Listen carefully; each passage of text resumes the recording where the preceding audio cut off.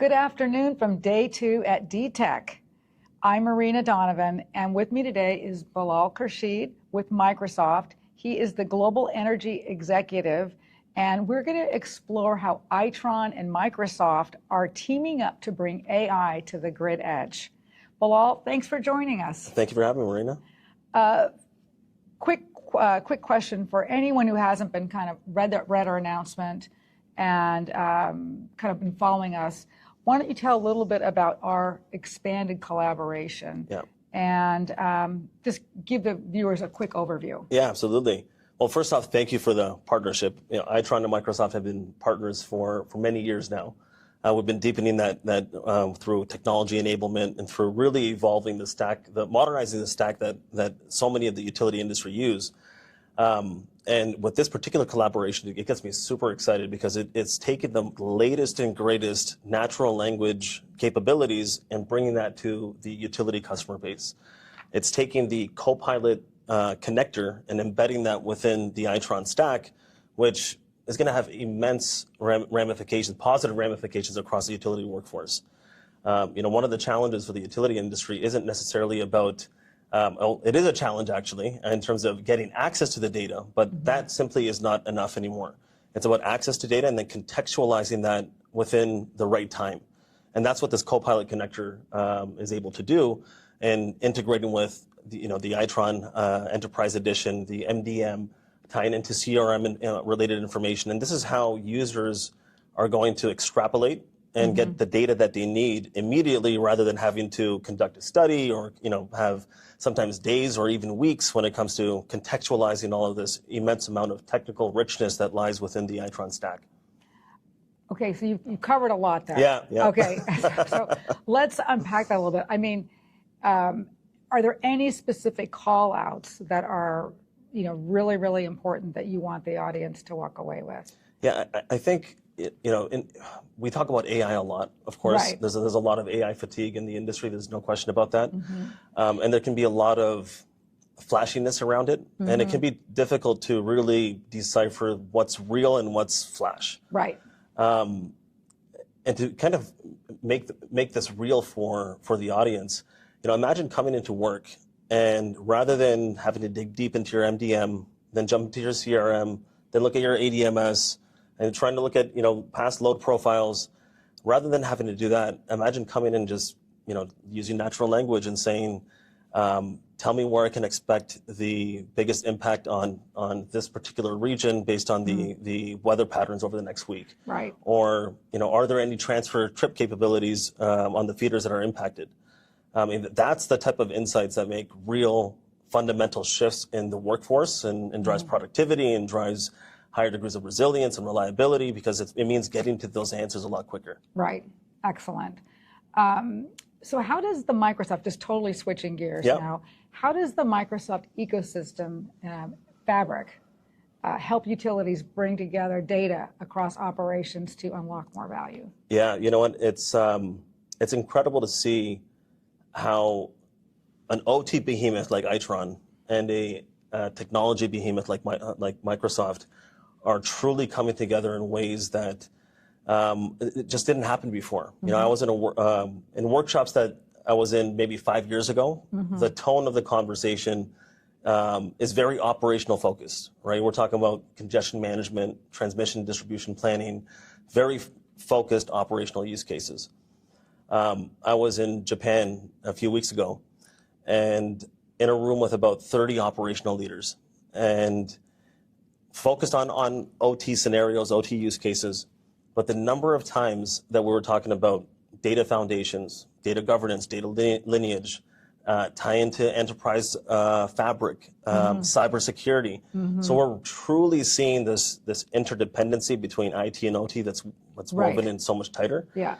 And in terms of how Microsoft helps drive that along with Itron, is that stack. I mean, we're the irrefutable leaders in AI. So AI Foundry, Copilot, embedding that within the Itron stack just amplifies the value that the industry gets from the solutions that Itron brings to the table. Excellent.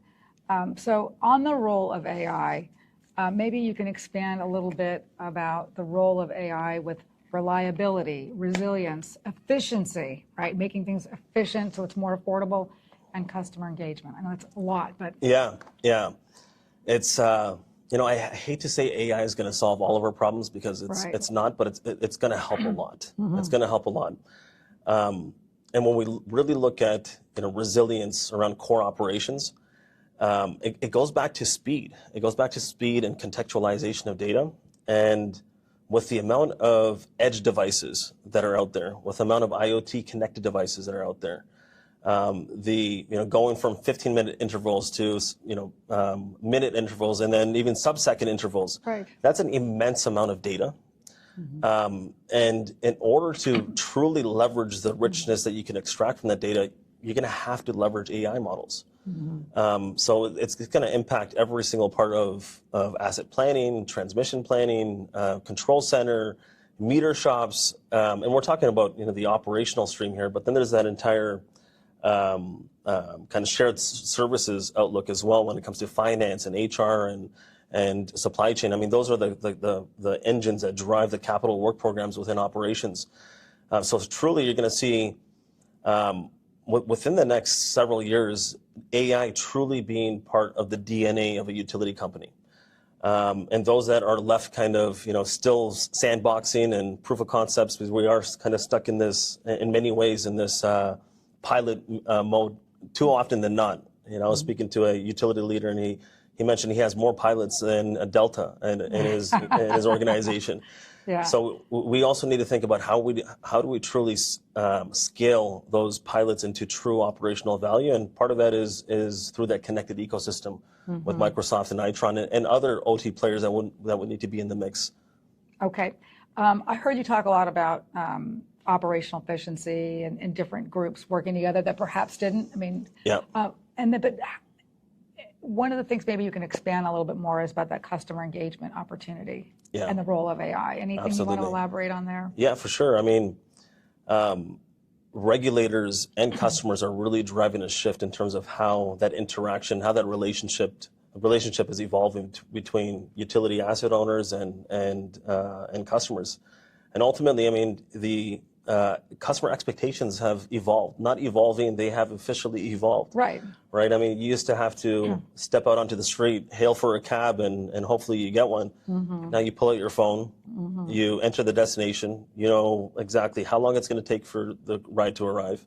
You know exactly how much it's going to cost you. You know exactly when you're going to get dropped off.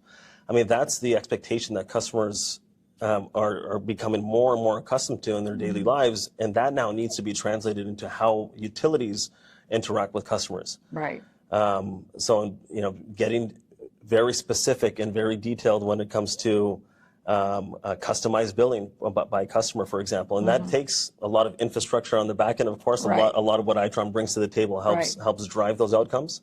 But those expectations are shifting, and then regulators, of course, are also applying a lot of pressure. Right. The last aspect is demand response, right? Demand response is incumbent on customer participation. There's got to be incentives. There's got to be how do we drive that change of behavior in terms of how electricity gets consumed, and then that's where it's a combination of all of the incredible infrastructure, the digital enablement, the AI components, and then ensuring that we do that in a secure and governed way. Absolutely, yeah. Absolutely. Well, I think in customer engagement, in addition to all things that you said, I think of outage management. Oh, absolutely. I mean, yes. And just with all the extreme weather events happening all over. Yeah. And people are, Yeah. I mean, the early communication, outage management, and of course, we're talking about AI here. But in essence, and when we think resilience, we need to ensure that we move from, how do we quickly address a problem on the grid when it happens to how do we prevent that from happening? Right. In the first place. Or preparing people. That's right. Right. Yeah. Yeah. Just so they can plan accordingly. Absolutely. Yeah. So we talked a lot about the ecosystem and different solutions, but for different, folks in the utility industry that might be listening right now, what advice would you give them about adopting AI? Partner with Microsoft? No, that too. there's such a diverse mindset around what's happening with AI. I connect with utility leaders that are very AI forward, Yes. or there may be pressure from the board to do something with AI. Then there's utility leaders who are very skeptical when it comes to what AI can do, and part of that is to the fault of some of the software providers out there that maybe drive too much hype and aren't keeping things realistic in terms of what the environment really looks like. But for like I mentioned earlier, for those utilities that aren't building some aspect of an AI strategy and an AI approach, partnering with IT as well, around what that looks like, that's step number one. Step number two is choose just one operational pain point, right? And rather than establishing a large program with 20 use cases, we're going to do all of this together. If you're just stepping into the realm of truly operationalizing and scaling AI, choose that one key operational pain point that truly matters. And that, I think we know what some of those real key, highly grid impactive scenarios are around interconnection queue planning, for example, or even triage of interconnection requests. Congestion management, it's probably the biggest challenge that we have on the grid today. These scenarios, they take a significant amount of technical expertise from subject matter experts that reside within the utility space. But merging that with the likes of an Itron and the likes of a Microsoft and perhaps another partner to take that key operational pain point, turn it into something real within a short period of time. Right. And what that does is it helps build the buy-in. Confidence, exactly. Build the confidence along the way, rather than saying, okay, we're going to do all of this and we're going to see the first incremental value in maybe 10 months.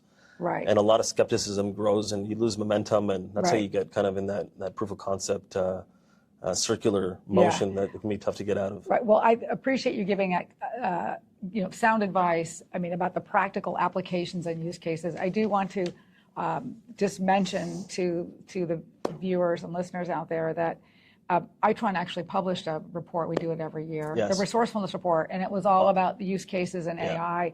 And there were a lot of examples, but I was really encouraged to see how much interest there was in pilots and how much it's improved year over year. But if anybody wants it out there, it's available on itron.com. Resourcefulness report. Awesome. So fantastic report. I haven't had a chance to review this year's in full transparency. Okay, that's but okay. I remember reviewing last year's in detail, and it was fantastic. So I'm gonna make sure I get some reading material on the flight back home. Because we do our own survey, hundreds of utility executives. It was really good. All right, so we're at the last question. You're on home stretch. One takeaway for viewers from this conversation. Good question. One key takeaway. I think that the industry as a whole has a huge amount of commitment to transforming, massive commitment. And I spent about 17 years in the utility industry before joining Microsoft. And we do have a reputation of being very risk adverse. And I think that risk is, in many ways justified. But what we do know is that there's a high degree of commitment. Right. The challenge often is sometimes risk can be used as an excuse not to take action. Right. Right. And because there are a lot of unknowns when it comes to AI. AI safety and AI governance, all of this is very new, not just to the energy industry, but to all industries. The world. That's right. Yeah. So part of this is, I think, collaboration. Collaboration is what's key. Nothing will be able to replace that technical wealth within, those experts that reside within operations. But bringing in modern architecture, bringing in modern platforms, and then addressing those risk factors, peeling back those layers, and working with a group of partners is what's going to alleviate that risk going forward. So collaboration and let's do better at risk management. Awesome. Bilal, thank you so much for joining us today, and we look forward to seeing you next year at DTECH. Thank you.